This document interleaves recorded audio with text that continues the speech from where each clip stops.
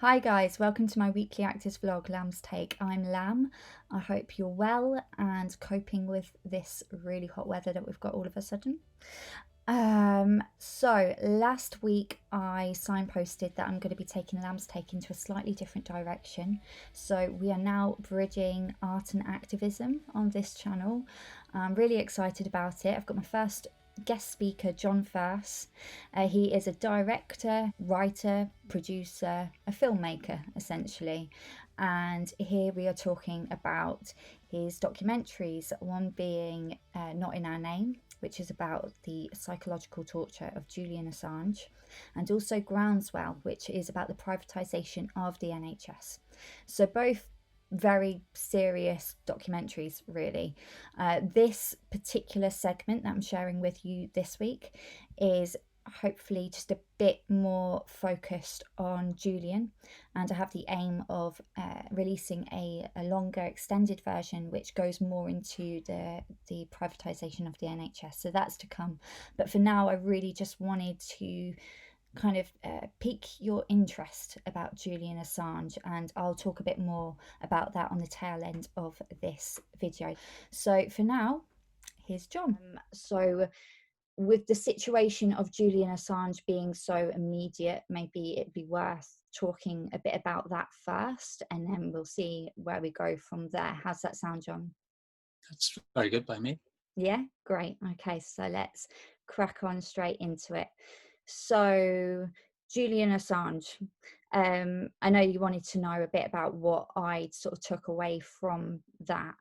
The main thing being I just had no idea about the whole thing, which made me feel bad, to be fair. But then I know that Nils Melzer said that if people don't know about it, it's because that's the whole point, that, you know, when I'd heard about Julian Assange or even Wikileaks, I thought hackers, you know, maybe criminals, you know, there's definitely negative connotations to it, which made me not pay attention as such. So it was really enlightening watching that documentary. Well, I was in the same boat as you and Nils Melzer, really.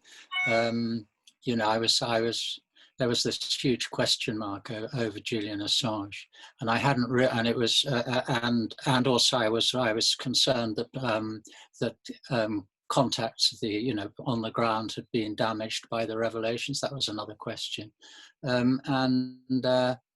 I mean, one of the things that really, in terms of making one realize about one's own prejudices, I hadn't really realized how deeply the sexual allegations cut in terms of the staining of his name. Yeah. And I thought, reading the interview, which was kind of mind blowing for me, the detailed revelations that Nils Melzer made with the backup evidence completely knocked me sideways. That was the first and most obvious thing that did that. And the collusion between the agencies, between the Crown Prosecution Service urging the Swedes not to pull out, the email that showed that, all that kind of stuff was a tremendous. Yeah, it changed my mind just like that. I watched the Q&A as well around the making of and the creating of your Not in My Name documentary, and you said that there needs to be a conversation about the loss of democracy linked to all this, which seems to be like a common thread. We all know that there hasn't really been we haven't really had democracy. I mean, way back in the 60s, it goes back a long way, when the whole youth revolution, so-called, started in the 60s. There was a tremendous awareness of the shortcomings of the democratic institutions we had, and also, I think, since the dawn of democracy, the corruptibility of the political class has always been. There's nothing new about that. Yeah. But what again threw me was working on the NHS with the NHS campaigners, and there's some wonderfully bright, all self-educated campaigners, the women particularly. I mean, it's a movement that's led by women. They're absolutely outstanding.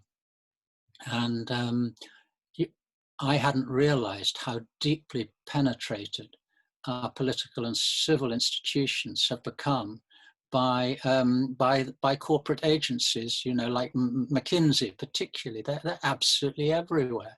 They're inside the BBC, they're inside Whitehall, the policy papers being written that MPs are given are largely come from McKinsey type organizations working on behalf of the interests of the corporate and banking sectors. And that was again a big veil being lifted.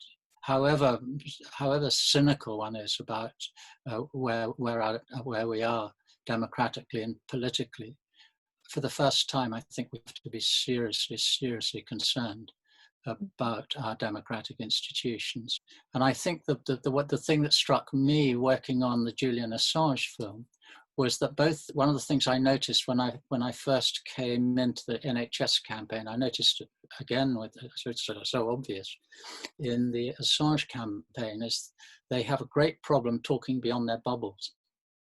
You know, and that for me as a communicator is the big question, is how do you break through the bubbles so you can bring people on board who wouldn't otherwise be sympathetic or be open to changing their minds. I mean, I'm in my own small way, I'm trying to do it with the films. I mean, Groundswell is trying to do that. It's trying, you know, the very least it's done that pleases me is that when I took it all around the country up till, well, I've had to have my last show, The Green Party, had a screening in Notting Hill in February, I think January, February it was, and I'll still show it if people want to see it. But you know, it's a very daunting struggle for any campaigner now. You know, you've got a totally unsympathetic, hostile media, or just not listening. Just getting yourself heard is so difficult. In social media, you're just talking to your own bubbles. It's a pretty disheartening. You know, it's amazing how they keep going. So the very least the film's done is it gives heart to campaigners on the ground, and it stimulates. I've actually seen people come up afterwards who aren't campaigners and sign up to the campaign. So, you know, that's you know, a small satisfaction. Of course, I'd love it if it could go out on television, but it will never go out on television because it'll be seen as a campaign film. I don't see it as a campaign film. I never wanted to make a campaign film. I wanted to make, at the very least, a piece of social history. I just sensed that there was something important in the air I wanted to see. Again, you can only go by your own instinct. My intuition, perhaps it was my own dreaming, was that there was possibly some kind of nascent popular movement happening, like it was happening in Africa and the Ukraine, and North Africa and the Ukraine and places like that, uprisings, if you like. And there was again, I think it was a women-led movement in the East End about their housing estate, the Russell Brand, that they'd had success. Again, actually, really probably thanks to Russell Brand being a celebrity at that time. But it was just a question: is what was there? And I'd written a screenplay. That's right, sort of a financial apocalypse screenplay called The Crunch, which posits a big global debt catastrophe and what happens in this country in a very realistic way. It's a very ambitious screenplay. And I just completed that, and I thought, well, let's see if there's any chance it might actually be happening, or there might be the seedbed for this on the ground. And that's what made me. That's what launched me into doing Groundswell. And the person, a cameraman at the time who'd worked with Ken Loach, a very, very esteemed filmmaker, one of the great handheld, fantastic guy. He's called Charles Stewart. He said to me, well, we have to make a campaign film. And I said, Charles, no, we must make a good film. If it's a good film, it'll be a good campaign film. You know, and I think that's the important thing. The important thing is to be truthful to what's in front, to what you find in front of you. So, and I thought at the very least it'll be an interesting piece of social history. It Uh, is. It and definitely captures a mood. Sorry, carry on. Go on, let's say what you were going to say. I was just going to say it captures a mood. Like you get to see people, because like you say, social media is very divisive. It's hard to get a message out on there because I don't know if you're familiar with the term, I only just learnt it, but nut picking. So each side of an argument with social media, they'll pick them out the most outrageous thing and then basically bring that to the forefront. So both sides are always just butting heads and never really seeing the other point of view. So I do question whether how useful social media is at times. So when you've got a film like this, which is just showing people who are on the ground and fighting for these causes for the betterment of all, it does capture you, it does draw you in, especially with the way that you film things, because obviously you get in close and there's a transparency as well to how you go about your projects as well. Like you'll appear in the film as well, which you don't really get with a lot of maybe documentaries I see on Channel 4 maybe and things, because they're usually just a lot more, maybe something a bit more stoic about them, or very just information led, but not really capturing a feeling as such. Do you see what I mean with that? Well, I think I'm glad you say that, because it's always my point. When a baby is born, it's born first with feelings. Words come afterwards. I always say that, and that's the most important thing. You've got to make people feel in order to make them think. So that's my absolute ground. That's ground zero for me. The Assange film was different because that was something that was essentially a campaign film. It was suggested to me by a member of the campaign, and I thought this, but it's a campaign film. It is a documentary, but it is inevitably a campaign film because of the truth it tells will make it a campaign film. Okay. That's what I say. That I say it's a documentary, like I say, The Groundswell is a piece of social history. The fact that they're both effective campaign films is just. It's just a byproduct of that. I'm glad if it's useful. That's great. Okay, so there we had John Furse talk to us about the processes and some of the challenges with making his politically charged documentaries there. So that's Groundswell and Not in Our Name. Now, if there's anything that I hope that you take away from this, I hope that your interest has been piqued in regards to Julian Assange. If you don't know, this is a man that's been kept in solitary confinement in fear for his life for 13 years. I mean, some of us have been in lockdown for 3, 4, 5 months and been going crazy, you know what I mean? So this is a serious situation. He just published the truth. The man has not committed a crime. So Julian Assange, remember his name. Remember that the treatment of him has certainly not been done in our name, as the documentary implies in the title.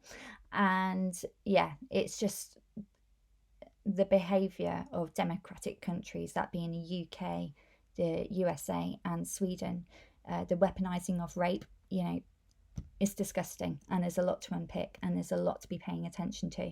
So please do check out that documentary, Not in Our Name, by John Furse. It's linked in the description below. And let me know any of your takeaways from this video in the description, in the comments below as well. Also hit the like, the bell, subscribe if you like, and follow me on the socials at lambs_take. That's Twitter, Instagram and Facebook. But I'll let you go for now because I'm sweltering and I need to go. So have a lovely week. You've been watching Lambs Take. You take care. Bye bye.